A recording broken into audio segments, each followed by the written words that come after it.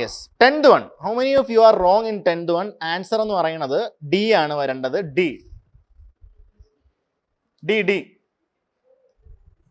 D ആണോ? എന്ത് ഭാഗ്യത്തിന് ശരിയായെന്ന് പറഞ്ഞേ?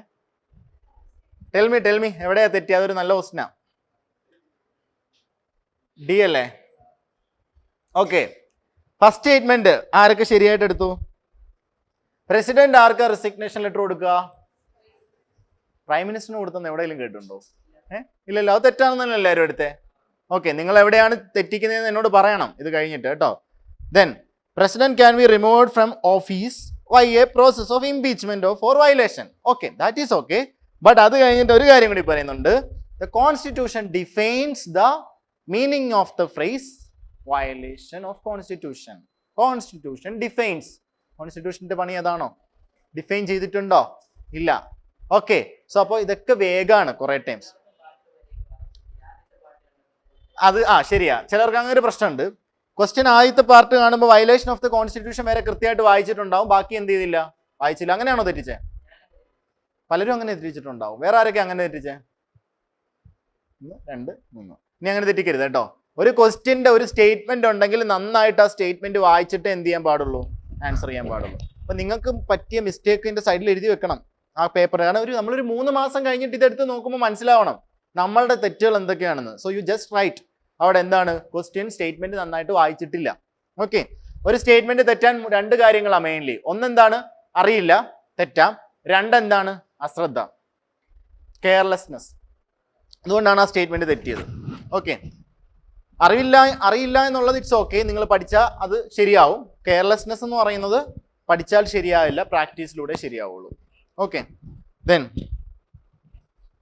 Impeachment charges can be initiated only by Lok Sabha. സോർണോ? ലോക്സഭയിൽ മാത്രമേ പറ്റുള്ളൂ? അങ്ങനെ ആരെങ്കിലും ചിന്തിച്ചോ? ഇത് നിങ്ങളത് പഠിച്ചിട്ടില്ല എന്ന് കരുതുക. അങ്ങനെ നമുക്ക് പറയാൻ പറ്റുമോ? ലോക്സഭയ്ക്ക് മാത്രം അങ്ങനെ ഒരു അതോറിറ്റി ഉണ്ടോ? ഇല്ല. സോ അവിടെ നിങ്ങൾക്ക് വേണ്ട പോയിന്റ് എന്താണ്? See, there are some instances where the Lok Sabha is above Rajya Sabha. For example, introduction of money bill. Okay, അങ്ങനെ കുറച്ച് കേസുകളുണ്ട്. And there are some instances where Rajya Sabha is above Lok Sabha. For example, creation of All India Service. Okay, ബാക്കി എല്ലാത്തിലും both Lok Sabha and Rajya Sabha are equal. Okay, and always remember both Lok Sabha and Rajya Sabha are involved in the election of president. Okay, election of president. അപ്പോൾ ഇംപീച്ച്മെന്റിൽ അവർക്ക് role ഇല്ലേ? Okay അല്ലേ? അപ്പോൾ അത് ആരൊക്കെ വേറെ തെറ്റിച്ചു? Second statement. Okay ആണോ? ക്ലിയർ? Only by law. ഈ ഒള്ളി കണ്ടിട്ടല്ല ആണോ? ഒള്ളി കണ്ടിട്ടല്ല. C, that's the last approach. അറിയില്ല എന്നുണ്ടെങ്കിൽ യു ക്യാൻ, ബട്ട് 99% ഞാൻ പറയുന്നു you should use your knowledge. Okay, then അടുത്ത ആൻസർ അപ്പം D. 11th question is about vice president. Vice president is an important topic, yes or no? Yes. First statement. Yes. Vice president in the electoral college elected nominated members ഉണ്ടോ എന്നാണ് ചോദ്യം. ചിലവർക്ക് ഒരു doubt വരും. എന്തായിരിക്കും ചിലവരുടെ doubt? Nominated വരുമോ? അങ്ങനെ ഡൗട്ട് വന്നില്ലേ? ഓക്കെ, വന്നല്ലോ. ഓക്കെ, ഇനി ആ ഡൗട്ട് വന്നപ്പോൾ നിങ്ങൾ എന്താ ചെയ്തതെന്നാണ് എനിക്ക് അറിയേണ്ടത്. നിങ്ങൾ വിചാരിച്ചു നോമിനേറ്റഡ് മെമ്പേഴ്സ് വരില്ല, അങ്ങനെ വിചാരിച്ചവരുണ്ടോ? ഡൗട്ട് വന്നു, എലക്റ്റഡ് ആണ്ട് നോമിനേറ്റഡ് ഉണ്ടാകുമോ എന്നൊരു ഡൗട്ട് വന്നു. How many of you take it as wrong? Nominated ഉണ്ടാവും എന്ന് ചിന്തിച്ചു, നോമിനേറ്റഡ് ഇല്ല എന്ന് കരുതി അല്ലേ? അപ്പോൾ ഇവിടെയാണ് നമ്മൾ ശ്രദ്ധിക്കേണ്ട ഒരു കാര്യം. അപ്പം നമ്മൾ ആ ഡൗട്ട് വന്നല്ലോ. അപ്പോൾ നമ്മൾ നോക്കണം നോമിനേറ്റഡ് മെമ്പേഴ്സ് പ്രസിഡന്റുമായിട്ട് എന്താണ് ബന്ധം? പ്രസിഡന്റിന്റെ ഇലക്ഷനിൽ നോമിനേറ്റഡ് മെമ്പേഴ്സ് ഇല്ല. വൈ? പിന്നെ പ്രസിഡന്റിനെ എലക്ട് ചെയ്യില്ലല്ലോ അവരും. Okay, but are they involve in impeachment of president? Yes. Okay, ഇതൊക്കെ പഠിക്കണം. ഇവിടുന്ന് ഞാൻ പറയുന്ന കാര്യങ്ങൾ കുറെ നോളജും കിട്ടും. ഇനി വൈസ് പ്രസിഡന്റ് വരുമ്പോൾ എന്താ പ്രത്യേകത? Both elected and nominated members. എന്തിനാണ് അവിടെ നോമിനേറ്റഡ് മെമ്പേഴ്സിനെ മാറ്റി നിർത്തുന്നതിന് എന്തെങ്കിലും ലോജിക് ഉണ്ടോ എന്ന് ആലോചിക്കുക. പ്രസിഡന്റിന്റെ ഇലക്ഷനിൽ മാറ്റി നിർത്തുന്നതിന് ദർ ഇസ് എ ലോജിക്. ആ പറഞ്ഞതുപോലെ ഒരു ലോജിക് ഇല്ല അവിടെ. What's that logic? Because president is nominating them. വെറുതെ ഒരാളെ നമ്മൾ മാറ്റി നിർത്തേണ്ട ആവശ്യമുണ്ടോ? ഇല്ല. But in case of vice president എന്താണ് അവിടെ സംഭവിക്കുന്നത്? നോമിനേറ്റഡ് മെമ്പേഴ്സിനെ നമുക്ക് അവിടെ എന്ത് ചെയ്യാൻ പറ്റില്ല, മാറ്റി നിർത്തേണ്ട ആവശ്യമില്ല. No logic there. Okay, to be eligible for election അത് നിങ്ങൾ അറിയണം. നിങ്ങൾക്ക് അറിയില്ലേ, ഗവർണർ, പ്രസിഡന്റ്, വൈസ് പ്രസിഡന്റ് എന്താണ്, എന്താ, completed the age of 35, not attained the age of 35. 35 വയസ്സ് പൂർത്തിയാകണം. Okay, that word is important.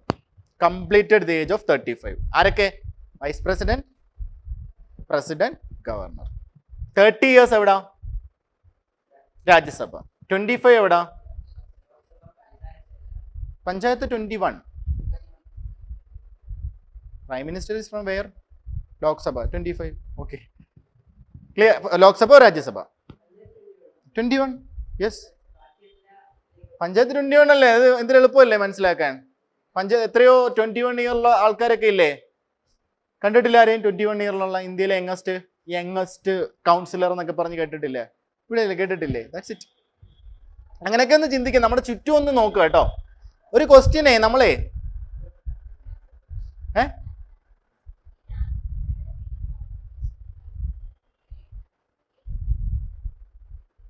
Rajya Sabha member ആവാൻ അതാണ് qualification.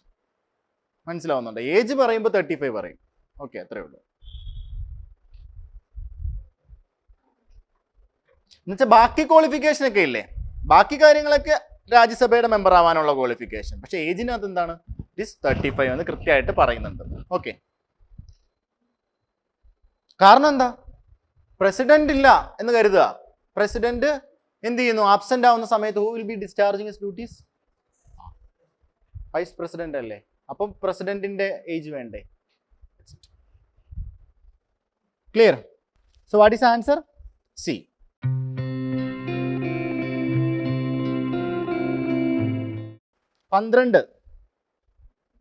What about first statement?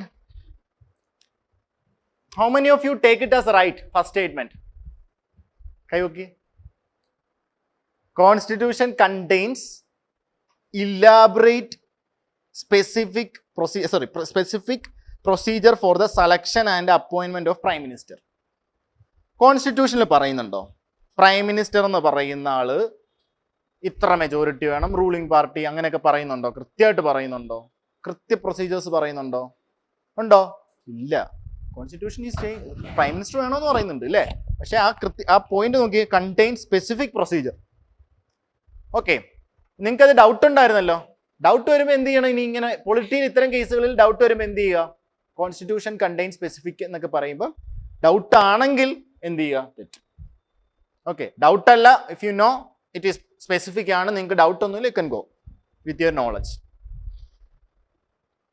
Okay, constitutionally prime മിനിസ്റ്ററിന് എന്താ, in India can either be from Lok Sabha or Rajya Sabha. അപ്പൊ നിങ്ങൾക്ക് ഡൗട്ട് വന്നു കഴിഞ്ഞാൽ you just remember about hmm. അങ്ങനെയൊക്കെയാണ് ചിന്തിക്കേണ്ടത്. Okay, Manmohan Singh from constitution പറയുന്നുണ്ട്. അതുകൊണ്ട് ഞാൻ പറഞ്ഞത് അതൊക്കെ ഒന്ന് നോട്ട് ചെയ്തോണം ചെറുതായിട്ട്. ബട്ട് ഇൻ ബ്രിട്ടനിൽ എന്താ, ലോവർ ഹൗസ് അല്ലേ? കൃത്യമായിട്ട് പറയുന്നുണ്ട്. So answer is what? Two only. 13th one, constitution of India provides for a parliamentary system അല്ലേ? പ്രസിഡൻഷ്യൽ സിസ്റ്റം ആണോ പാർലമെന്ററി സിസ്റ്റം ആണോ? നിങ്ങൾക്ക് ഡൗട്ട് വരണ്ടേ എന്താ അവിടുത്തെ കീവേഡ് എന്താ? ഇറ്റ് ഈസ് കോൺസ്റ്റിറ്റ്യൂഷൻ ആണോ പാർലമെന്ററി സിസ്റ്റം ആണോ? പാർലമെന്ററി സിസ്റ്റം ആണോ പ്രസിഡൻഷ്യൽ സിസ്റ്റം ആണോ എന്നാണ് നിങ്ങൾ ആലോചിക്കേണ്ടത്. കോൺസ്റ്റിറ്റ്യൂഷന്റെ അവിടെ അല്ല നിങ്ങൾ ഇരിക്കേണ്ടത്. മനസ്സിലാവുന്നുണ്ടോ?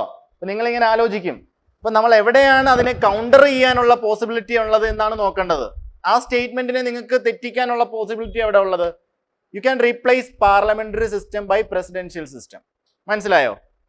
My focus is on that word, not constitution. മനസ്സിലാവുന്നുണ്ടോ? Then every minister shall have the right, ഇല്ലേ? പഠിച്ചിട്ടുണ്ടല്ലോ. ഏത് മിനിസ്റ്ററിനും എന്ത് ചെയ്യാം? അപ്പുറത്തും ഇപ്പുറത്തും ഒക്കെ പോവാം. But only one condition, vote ചെയ്യാൻ പറ്റുന്ന ഇവിടെ മാത്രമേ ഉള്ളൂ. Wherever he is the member. Okay, Lok Sabha member ആണ്, വോട്ട് ചെയ്യാൻ ലോക്സഭയിലേ പറ്റുള്ളൂ. But he can attend the meetings of Rajya Sabha or any other committees. Clarity വേണം. Yes, third one, council of ministers is individually responsible to Lok Sabha and individually responsible to president. But he shall not be entitled to vote. അങ്ങനെയല്ല അതിൻ്റെ അർത്ഥം. ആ സ്റ്റേറ്റ്മെന്റിന്റെ അർത്ഥം എന്താണ്? വേറൊരിടത്ത് പോകുമ്പോൾ അവിടെ വോട്ട് ചെയ്യാൻ പറ്റില്ലെന്ന്. അല്ല, അത് പറഞ്ഞിട്ടില്ലെങ്കിൽ നമ്മൾ എങ്ങനെ എടുക്കേണ്ട? Every minister shall have the right to speak and take part in the proceeding of either house, but he or she shall not be entitled to vote. അങ്ങനെ ചിന്തിക്കാം, രണ്ട് ഹൗസിലും വോട്ട് ചെയ്യാൻ പറ്റില്ല എന്നുള്ളൊരു മീനിങ് അവിടെ ഉണ്ട്. പക്ഷെ നമ്മളൊന്ന് ആലോചിച്ച് നോക്കിയാൽ ക്വസ്റ്റ്യൻ ഫ്രെയിം ചെയ്ത ഒരാളുടെ മൈൻഡിൽ എന്തായിരുന്നു? ഓക്കെ, അപ്പൊ ഇങ്ങനെയൊക്കെ സ്റ്റേറ്റ്മെന്റ് വരും, ചിലപ്പം ഡൗട്ട് വരും. ഇങ്ങനെ ഒന്നും ചെയ്യാൻ പറ്റില്ല. ഇപ്പൊ ഈ കുട്ടി പറഞ്ഞ് ശരിയാണ്. എന്താണ്? അപ്പൊ ആ സ്റ്റേറ്റ്മെന്റ് വായിക്കുന്ന ഒരാൾക്ക് രണ്ട് ഹൗസിലും വോട്ട് ചെയ്യാൻ പറ്റില്ല എന്നുള്ളൊരു തോന്നലല്ലേ ഉണ്ടാവുക? അതാണ്. രണ്ട് ഹൗസിലും വോട്ട് ചെയ്യാൻ പറ്റുമോ? അത് തന്നെ എടുക്കുക. ഓക്കെ, മനസ്സിലായോ? അതായത് but he or she shall not be entitled to vote എന്ന് പറയുമ്പോൾ വോട്ട് ചെയ്യാനേ പറ്റില്ലെന്നാണ് നമ്മൾ ചിന്തിക്കുന്നത്. പക്ഷെ അങ്ങനെ അത് ശരിക്കും ഒരാൾ അങ്ങനെ ചിന്തിക്കുമോ? പിന്നെ അവരുടെ ജോലി എന്താണ് അവിടെ? ഓക്കെ, അപ്പൊ ആ ക്വസ്റ്റ്യൻ എവിടെയാണ് ഫോക്കസ് ചെയ്യുന്നത്? എവിടെയാണ് ആ സ്റ്റേറ്റ്മെന്റ്? ആ പോകുന്നിടത്ത് മറ്റൊരിടത്ത് പോകുകയാണെങ്കിൽ അവിടെ എന്ത് ചെയ്യാൻ പറ്റില്ല? വോട്ട് ചെയ്യാൻ പറ്റില്ല. അങ്ങനെയാണ് ചിന്തിക്കേണ്ടത് കേട്ടോ. ഒരു കൺഫ്യൂഷൻ വരികയാണ് ചിലപ്പോൾ സ്റ്റേറ്റ്മെന്റ്. നിങ്ങൾ PYQ എടുത്ത് നോക്കിയാൽ മതി, കൺഫ്യൂസിങ് സ്റ്റേറ്റ്മെന്റ്സ് അവിടെ ഉണ്ടാവും. ഓക്കെ, നിങ്ങൾ ചിന്തിക്കുന്നത് ശരിയാണ്, ബട്ട് UPSC ചിന്തിക്കുന്നത് ശരിയാണ്. ഓക്കെ, അപ്പോൾ അവരിതാണ് ശരിയെന്ന് പറഞ്ഞാൽ ഒന്നും ചെയ്യാൻ പറ്റില്ല. There are some questions like that. എല്ലാ വർഷവും ഇപ്പോൾ ഈ അടുത്ത സമയത്തായിട്ടുണ്ട്. I think in the last year around 10 questions or 12 questions are confusing questions. So what the UPSC is saying, that's right. അത്രേ ഉള്ളൂ. ഇവിടെ ഗ്യാലൻ്റ് ഇത് ക്വസ്റ്റ്യൻ എന്താണ് പറയുന്നതെന്ന് പറയുന്ന പോലെ ക്വസ്റ്റ്യൻ ഇടുന്ന ആളുടെ ഒരു മൈൻഡ് സെറ്റിലായിരിക്കുമല്ലോ ചെയ്തത്. ഇപ്പം ഞാനാണ് ക്വസ്റ്റ്യൻ ഇടുന്നതെന്ന് നോക്കുക. അപ്പം ഞാൻ ചിന്തിച്ച ഇങ്ങനെയാണ്, എന്താണ് എനിക്ക് അവിടെ പോയി എന്ത് ചെയ്യാൻ പറ്റില്ല, മറ്റൊരിടത്ത് പോയി എന്ത് ചെയ്യാൻ പറ്റില്ല, വോട്ട് ചെയ്യാൻ പറ്റില്ല. That's my focus. അത് നിങ്ങൾ എന്ത് ചെയ്യണം? ക്യാച്ച് ചെയ്യണം. Okay, so what is answer? 1 2 3. 1 2 3.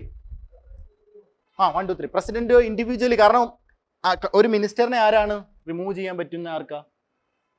പ്രസിഡന്റിന് റിമൂവ് ചെയ്തൂടെ? എങ്ങനെ? പ്രൈം മിനിസ്റ്റർ പറഞ്ഞാൽ എന്ത് ചെയ്യാം? പ്രസിഡന്റിനെ റിമൂവ് ചെയ്യാം. അപ്പൊ that's why it is saying individually responsible to the president and collectively responsible to the PM. Lok Sabha. 1 2 3.